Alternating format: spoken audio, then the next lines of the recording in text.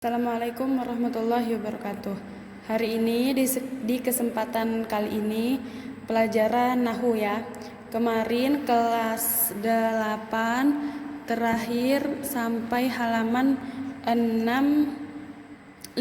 Nah, sekarang kita masuk halaman 66 ya. Semua dibuka bukunya, fokus biar kita nggak buang-buang waktu, kalian langsung paham.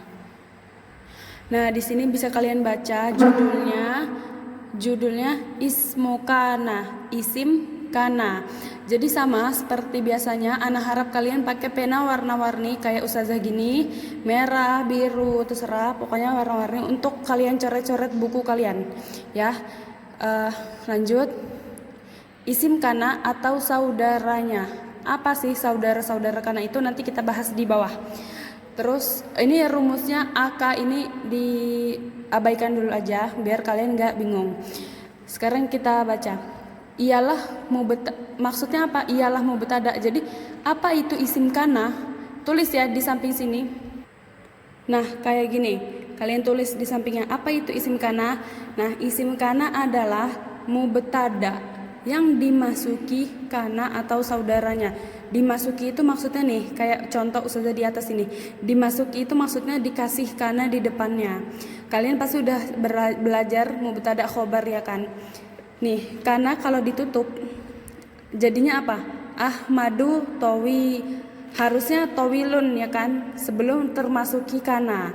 Nah, tetapi karena masuk kana jadinya kana Ahmadu towilan. Biar kalian mudah, contohnya tuh banyak di Al-Quran, contohnya. Nah, ini contoh di Al-Quran yang kalian pasti sering banget ketemu.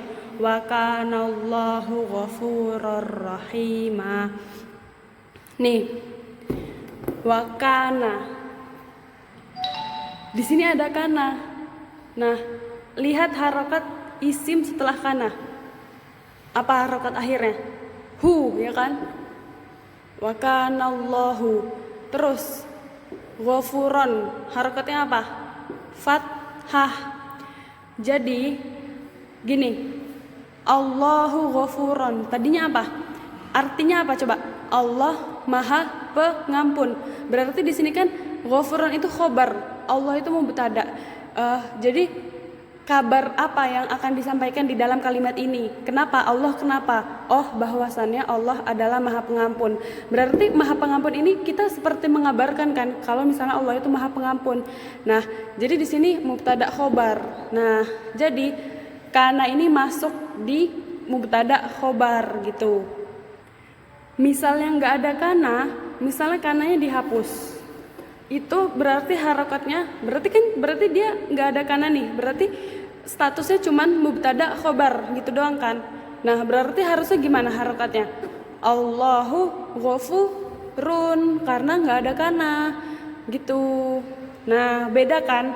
Jadi kana di sini punya fungsi. Nanti yang kita bahas fungsinya. Nah, sekarang kita bahas fungsi kana. Nih, di poin-poinin kayak gini ya, kayak ustazah gini dibintang-bintangin. Jadi itu tuh poin. Nah, sekarang kita masuk ke poin fungsi kana, amalan kana. Maksudnya fungsi kana. Nah, jadi fungsi kana tuh ada berapa? Ada 2. Merofakkan. Merofakkan tuh apa?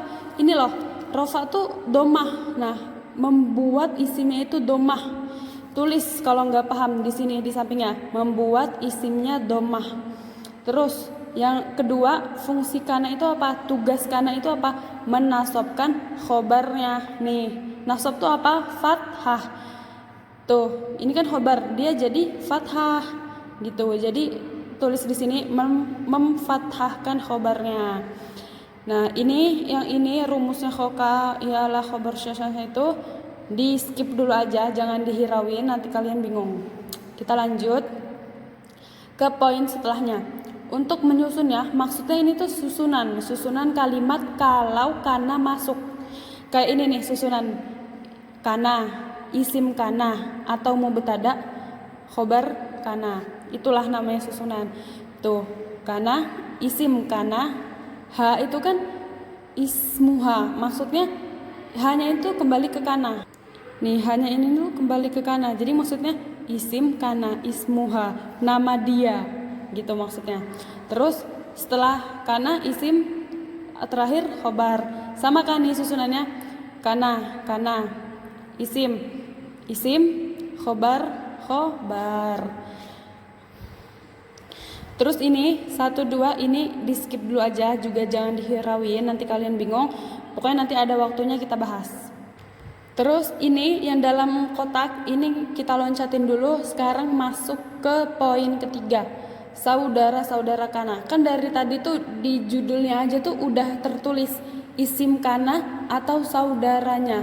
Apa sih saudaranya? Siapa aja gitu. Nah sekarang kita bahas.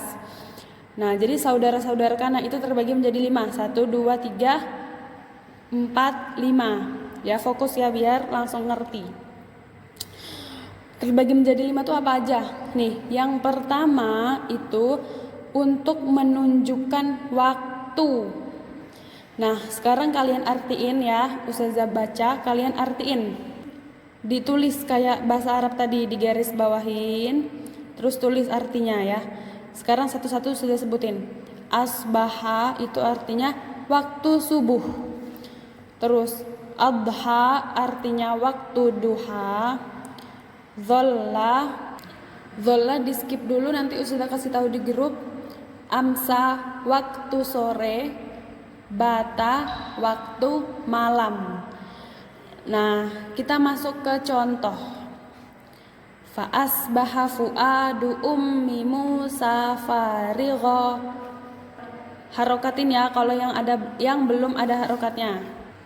Nih diharokatin pakai pena lain aja enaknya biar lebih terlihat gitu. Fa maka asbaha. Jadi di waktu pagi itu menjadilah fuad itu artinya hati. Hati Ummi Musa, ibunya Nabi Musa. Farigha itu kosong, maksudnya kayak galau gitu, gundah. Jadi maka ketika waktu pagi hatinya ibu Nabi Musa itu menjadi galau. Nah terus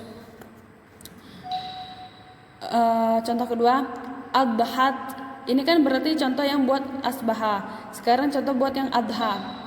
Nih, adhat at-talibatu muta'allimat.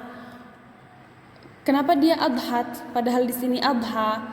Karena lihat isim setelahnya. Nih Ustazah tulis di papan tulis biar kalian lebih paham ya. Nih, adhat kalau misalnya sukun ketemu alif lam itu bacanya ti jadinya ya. Adhatit talibatu. Ya, adhatit talibatu muta'allimat. Nah, di sini ada dua nih, adhat sama adha. Kalian pasti bisa menebakkan kenapa di sini adhat, kenapa di sini adha, kenapa di sini ada taknya. Biasanya yang ada taknya, kenapa? Mu'annas. Jadi karena at-talibatnya ini mu'annas kan sudah jelasin apa itu mu'annas kan di pelajaran bahasa Arab tadi hari Selasa. Mu'annas itu sama dengan perempuan. Nah, jadi kalau misalnya isimnya ini perempuan, mu'annas, itu berarti kananya, isim kananya itu pakai tak, dikasih tak. Sama, misalnya di sini kana, masukin kana ya, berarti gini, kanatit. Nah, gitu paham ya. Jadi kalau misalnya isimnya perempuan, berarti isim kananya juga perempuan. Nah, di sini adha kenapa? Karena at-tulab itu kan jamak dari tolib kan. Tolib murid laki-laki. Jadi dia enggak ditambahin tak gitu. Muta'allimat sama muta'allimun. Muta'allimat jamaknya dari muallim, muta'allim. Berarti kalau misalnya jamak laki-lakinya apa? Muta'allimuna, ya kan?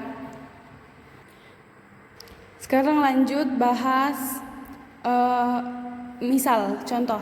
Sekarang ini zola lewatin dulu ya. Sekarang amsa. Amsa di waktu sore. Amsal ghaniyu faqiran.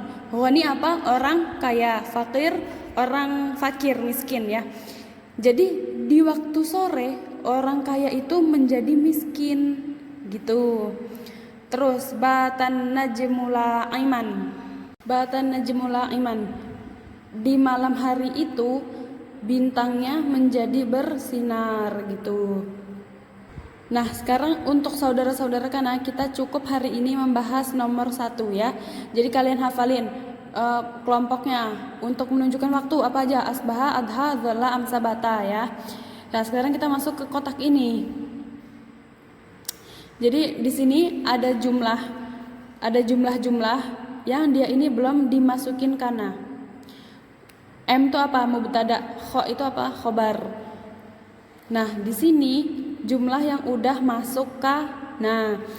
Coba lihat sebelum masuk kana, harokatnya gimana? Muhammadun Rasulullah. Setelah masuk kana gimana? Kana Muhammadun Rasulullah. Ada nggak sih bedanya? Ada kan? Bedanya di mana? Di harokat khobarnya. Tuh. Atau pakai papan tulis aja ya biar lebih besar. Jadi kita ulang nih. Tugasnya kana itu apa? Merofakkan isimnya. Rofa itu apa? Dhammah. Yang kedua, menasobkan khobarnya. Khobar itu apa? Fathah. Kalau kasroh kan yang di bawah. Nah, kalau fathah yang di atas ya. Terus ini tadi contoh yang di buku. Muhammadun Rasulullah. Ini bentuknya apa? Mubtada. Ini apa? Khobar. Jadi Muhammad adalah Rasulullah. Berarti adalah Rasulullahnya ini khobar kan, kabar untuk Muhammad ini. Statusnya Muhammad ini apa? Nah, makanya disebut khobar. Nah, jadi sangat-sangat asalnya itu mubtada khobar itu harokatnya selalu mengikuti mubtada. Kalau misalnya mubtadanya fathah berarti khobarnya fathah. Kalau mubtadanya dhammah berarti khobarnya dhammah. Nah, di sini karena belum ada apa-apa di sini. Jadi dua-duanya dhammah. Nah, sekarang kita masukin nih kana.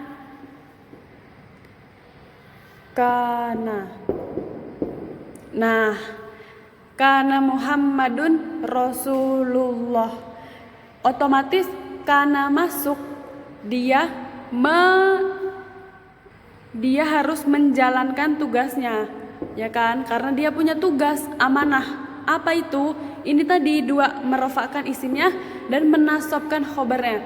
Sekarang mubtada ini kan isim. Nah, sekarang karena udah masuk berarti isimnya harus udah dhammah. Udah dhammah belum isimnya? Udah kan, berarti udah nggak usah diapa-apain lagi. Sekarang khobarnya harus apa? Harus nasob nih, nasob itu fathah. Jadi khobarnya kita ganti jadi fathah. Nah, kalau misalnya udah gini berarti kananya udah menjalankan tugas dia. Sekarang masuk ke contoh kedua. At-talibani najihani. Kana talibani najihaini. Kenapa talibani? Kalian pasti udah belajar kan musanna. Beda ya, muannas. Muannas itu perempuan, musanna itu 2. Nah, di sini Ustazah mau bahas dulu ini. Mufrad, musanna, jamak. Jadi mufrad itu apa? Udah dibahas kemarin di bahasa Arab, mufrad itu 1. Sekarang kalian harus tahu kalau misalnya musanna itu artinya 2, ya, ditulis. Ini catatannya nanti ditulis ya. Jamak itu 2 atau lebih. Di 3 atau lebih. Nah, contoh 1 nih. Talibun, 1 murid laki-laki. Sekarang kalau 2 apa? Talibani. Kalau 3 apa? Tulabun. Terus di bawahnya talibatun. Kalau 2 apa? Talibat. Talibatani. Kalau 3 talibatun. Terus tabibun, 1 dokter. Kalau 2 tabibani. Kalau 3 atau lebih atibba. Udah, kalian udah pada tahu. Ini nanti dicatat ya. Ini dicatat di buku tulis bahasa Arab. Nahu ya, nahu. Nah, ini contoh kedua. Sekarang contohnya ya, masuk ke yang musanna. Ini sebelum kananya masuk nih. At-talibani najihani. Jadi 2 murid laki-laki berhasil. Nah, di sini kan statusnya mereka tolibaninya mubtada, najihaninya khobar. Nah, sekarang coba kalian lihat halaman nih, halaman 58. Nah, di sini kan ada penjelasan. Nih, kan mubtada itu kan selalu marfu ya. Marfu itu sama aja rofa atau domah. Khobar tadi kan udah sudah kasih tahu kalau misalnya khobar itu harokatnya selalu mengikuti marfu, selalu mengikuti mubtada. Kalau mubtadanya marfu berarti khobarnya marfu, kalau mubtadanya fathah berarti khobarnya fathah. Nah, sekarang gini, lihat ini mubtada kan, mubtada selalu apa? Selalu marfu. Tapi kenapa di sini dia nggak ada domah-domahnya nih, nggak ada domah-domahnya? Nah, itu kalian lihat di halaman 58 tadi. Jadi, nih di sini ada penjelasan kenapa tadi at-talibaninya itu nggak ada marfu'nya. Jadi kan at-talibani itu apa? Musanna kan? Musanna itu dua. Nih lihat nih, ismul musanna. Di poin keempat ini, ismul musanna. Alamatu raf'il ismi. Alamat marfu'nya isim itu. Apa? Di sini tulisannya alif. Kita lihat ya. Nih, jadi dia alamat marfu'nya dia jadi domah atau marfu atau rofa itu tuh nggak mesti domah ya, nggak mesti harus domah, dia bisa pakai alif atau ya. Nah, sekarang di sini ismul musanna nih.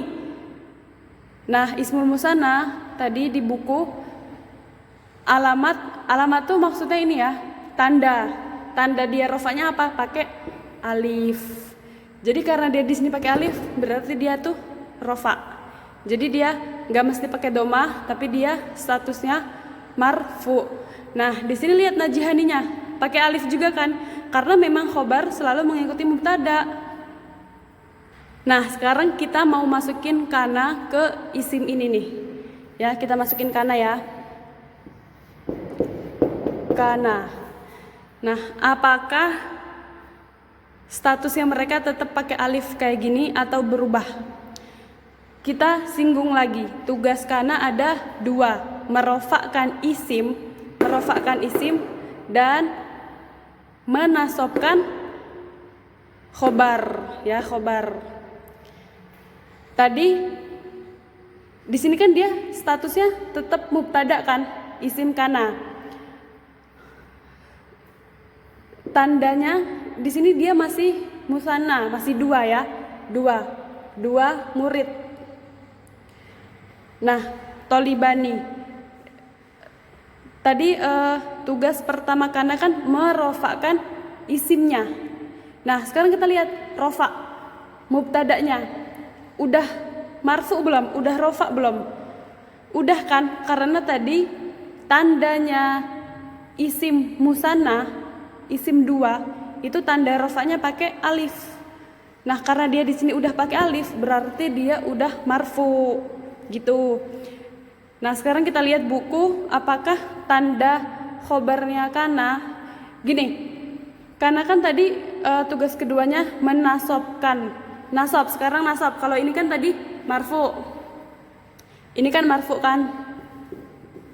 Ini rofa ya tadi, udah rofa belum? Udah. Terus tugas kedua kana apa? Tugas kedua. Ini tugas pertama. Sekarang tugas keduanya apa? Nasab. Khobarnya harus nasab. Nasab itu apa? Fathah. Nah, udah fathah belum? Sekarang kita lihat khobar isim musanna. Kalau nasab itu tandanya harus pakai apa? Apakah pakai alif? Apakah pakai domah? Apakah pakai ya? Nih, isim musanna, lihat ya. Alamatun nasbi. Nah, apa? Ya, berarti Alifnya kita ganti ya. Naji haini. Nah, berarti di sini dia udah rofa, di sini dia udah nasab. Karena apa? Karena tugas kana merofakkan mubtada'nya dan menasabkan khobarnya. Begitu. Pembahasan hari ini cukup sampai contoh 2 ini ya. Nanti pertemuan selanjutnya ingetin, berarti tinggal yang ini. Tinggal ini sama yang ini ya.